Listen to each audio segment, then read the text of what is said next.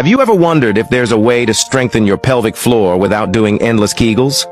That's where V-Tone therapy comes in. It's a quick, non-surgical treatment that targets those hard-to-reach muscles with gentle electrical stimulation.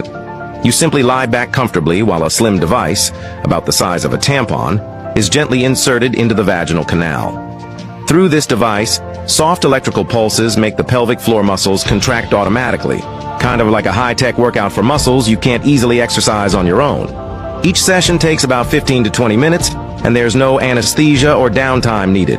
Over a series of 6 sessions across 3 months, the therapy gradually strengthens and tones muscles that may have stretched from pregnancy, aging, or other changes.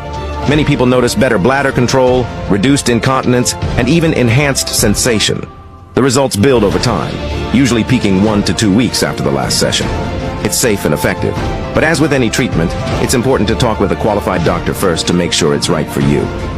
Ever wondered how V-Tone helps strengthen your pelvic floor without surgery? V-Tone uses gentle electrical muscle stimulation to target and tone your pelvic floor muscles, improving bladder control and core strength comfortably. It's like a workout for your pelvic floor while you simply relax, helping you feel confident and strong from